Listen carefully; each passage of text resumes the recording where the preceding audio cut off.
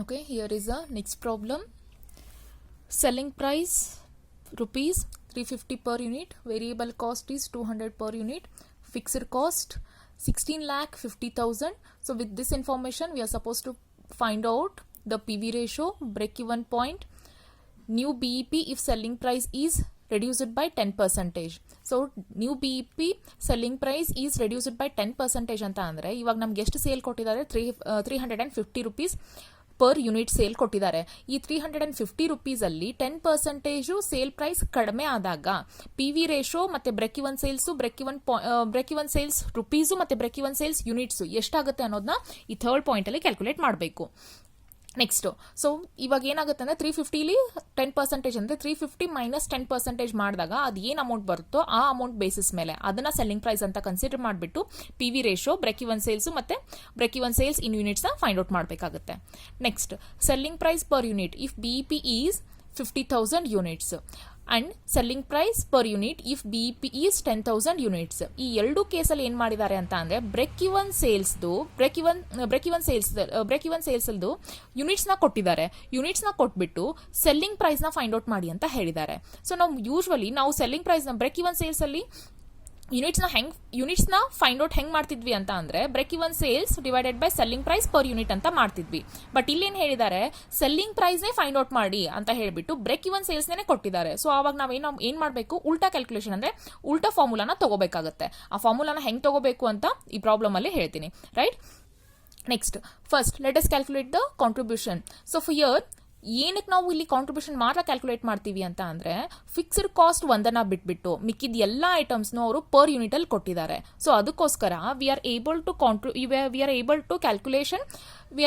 Calculate till the contribution only. Right, so here sales is how much 350 per unit that we have taken. In that we have to deduct the variable cost which is 200 that they have given in the problem, that we have deducted.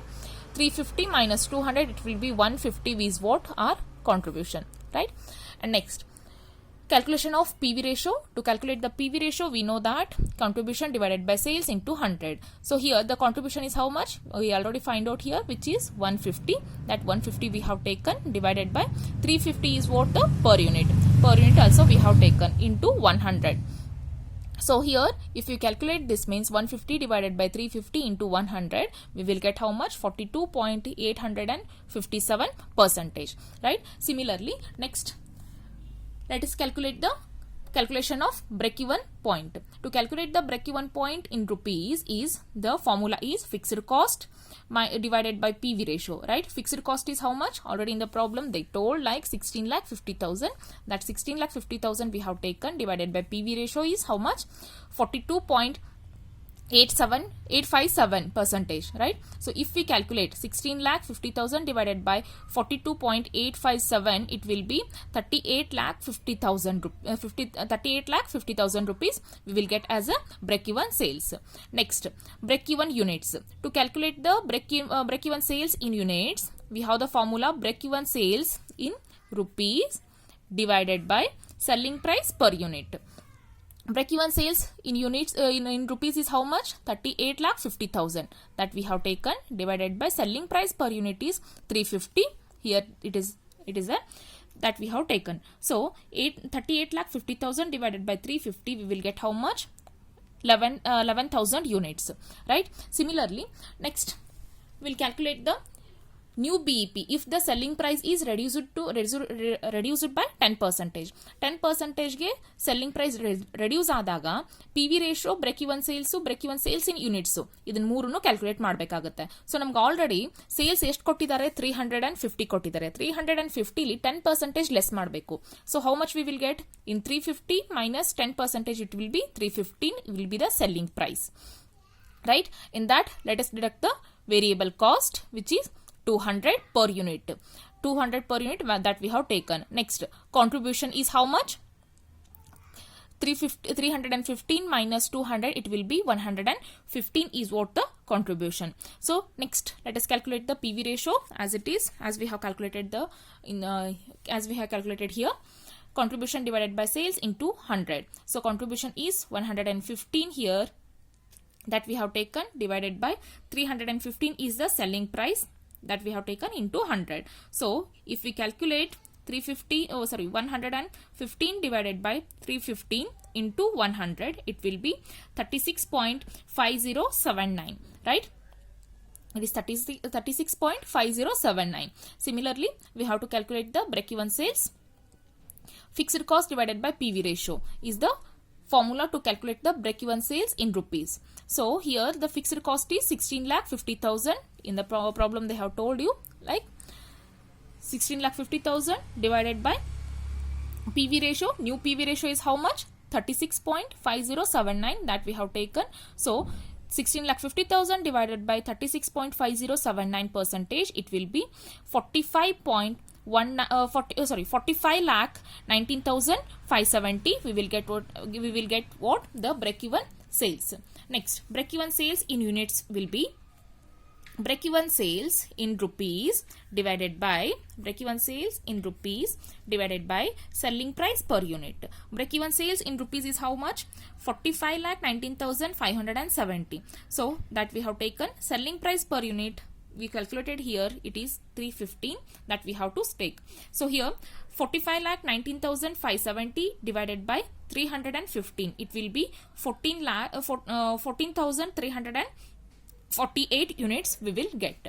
And next, let us calculate the 4th point, which is the selling price per unit if BEP is 15,000 units. So ನಾವು break even sales ಯೂನಿಟ್ಸ್ನ ಹೆಂಗೆ calculate ಮಾಡ್ತಿದ್ವಿ? Formula ಏನಿತ್ತು? So let us see here. Break even ಸೇಲ್ಸ್ನ ನಾವು calculate ಮಾಡಬೇಕಿದ್ರೆ formula ನಾವೇನು ತಗೊಂತಿದ್ವಿ ಅಂದರೆ ಬ್ರೇಕ್ ಇವನ್ ಸೇಲ್ಸ್ ಇನ್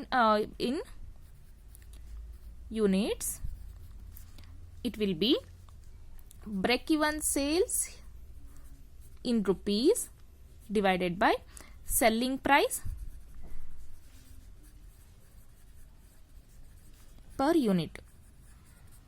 ಸೆಲ್ಲಿಂಗ್ ಪ್ರೈಸ್ ಪರ್ ಯೂನಿಟ್. ಇದು ನಮಗೇನು ಈ ಫಾರ್ಮುಲಾ ನಾವು ಏನು ಉಪಯೋಗಿಸ್ತಿದ್ವಿ? ಬ್ರೇಕ್ ಇವನ್ ಸೇಲ್ಸ್ನ ಇನ್ ಯೂನಿಟ್ ಅಲ್ಲಿ ಫೈಂಡ್ ಔಟ್ ಮಾಡೋದಕ್ಕೆ ಈ ಫಾರ್ಮುಲಾನ ಉಪಯೋಗಿಸ್ತಿದ್ವಿ. ಬಟ್ ಇವಾಗ ಏನು ಕೇಳಿದ್ದಾರೆ ಅಂತ ಅಂದ್ರೆ ಸೆಲ್ಲಿಂಗ್ ಪ್ರೈಸ್ನೇ ಫೈಂಡ್ ಔಟ್ ಮಾಡಿ ಅಂತ ಕೇಳಿದ್ದಾರೆ. ಸೊ ಸೆಲ್ಲಿಂಗ್ ಪ್ರೈಸ್ ನಾವು ಫೈಂಡ್ ಔಟ್ ಮಾಡಬೇಕು ಅಂತ ಅಂದ್ರೆ ಅವಾಗ ಏನಾಗುತ್ತೆ formula? Selling price equals to selling price ಇಲ್ಲಿ ಬರುತ್ತೆ. So break even sales in units ಕೆಳಗಡೆ ಬರುತ್ತೆ. Break even sales in units ಇಲ್ಲಿ ತಗೊಂತೀವಿ. ಸೊ ನಾವು ಯಾವುದೇ ಸೆಲ್ಲಿಂಗ್ ಪ್ರೈಸ್ನ ಫೈಂಡ್ ಔಟ್ ಮಾಡಬೇಕಾಗಿದ್ರೆ ನಾವು 2 ಐಟಮ್ಸ್ನ ಕಂಪಲ್ಸರಿಯಾಗಿ ತಗೊಂತೀವಿ, which is fixed cost plus variable cost, right? So ನಾವು ಇವಾಗ ಬಿಇಪಿ ಕೊಟ್ಟಿದ್ದಾರೆ, ಬ್ರೇಕ್ ಇವನ್ ಸೇಲ್ಸ್ ಇನ್ ಯೂನಿಟ್ಸ್ನ ಈ ಫಿಗರ್ನ ಕೊಟ್ಟಿದ್ದಾರೆ, ಬಟ್ ಸೆಲ್ಲಿಂಗ್ ಪ್ರೈಸ್ನ ಫೈಂಡ್ ಔಟ್ ಮಾಡಿ ಅಂತ ಹೇಳ್ತಿದ್ದಾರೆ. ಆವಾಗ ಫಾರ್ಮುಲಾ ಏನಾಗುತ್ತೆ? Selling price equals to fixed cost plus variable cost divided by break even sales in units.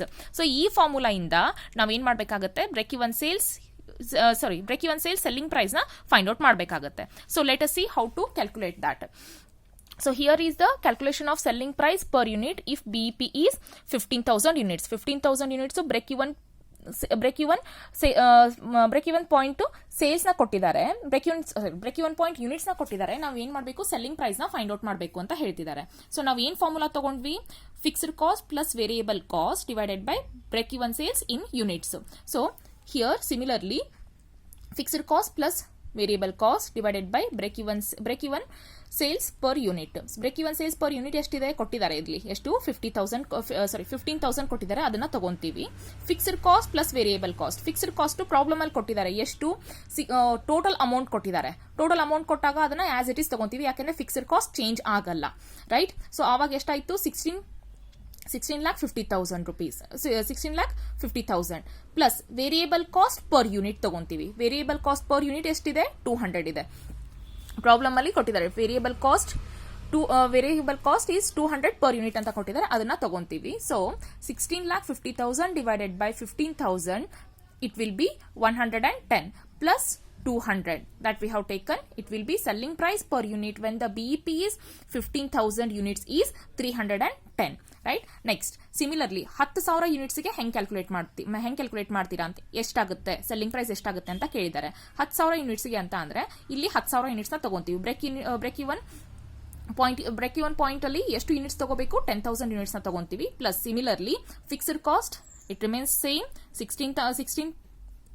16,50,000 plus variable cost per unit. Variable cost per unit ಎಷ್ಟಿದೆ? 200 ಇದೆ. So that also we have taken. ಸೊ 16,50,000 divided by 10,000 it will be 165 plus variable cost which is 200. So all together we will get how much? 365. So ಈ ಎರಡು point ಏನಿದೆ, fourth ಮತ್ತೆ fifth, ಈ ಎರಡು point ಇದು ಹೊಸ ಥಿಂಗ್. ಈ ಪ್ರಾಬ್ಲಮ್ ಅಲ್ಲಿ ಈ ತರ ಪ್ರಾಬ್ಲಮ್ ನ ಮುಂಚೆ ನಾನು ಸಾಲ್ವ್ ಮಾಡಿಲ್ಲ. ಸೊ ಫಾರ್ಮುಲಾನ ನೆನ್ಪಿಟ್ಕೊಳ್ಳಿ. ಯಾವಾಗ ಬ್ರೇಕ್ ಇವನ್ ಪಾಯಿಂಟ್ ಕೊಟ್ಟಿರ್ತಾರೆ, break even point in units ನ ಕೊಟ್ಟಿರ್ತಾರೆ, ಅವಾಗ ಯಾವ ತರ ಕ್ಯಾಲ್ಕುಲೇಟ್ ಮಾಡಬೇಕು ಅಂತ ಅಂದ್ರೆ ಫಾರ್ಮುಲಾ ಏನು ಅಂತ ಅಂದ್ರೆ fixed cost plus variable cost divided by BEP ಅಂತ ತಗೊಂತೀವಿ.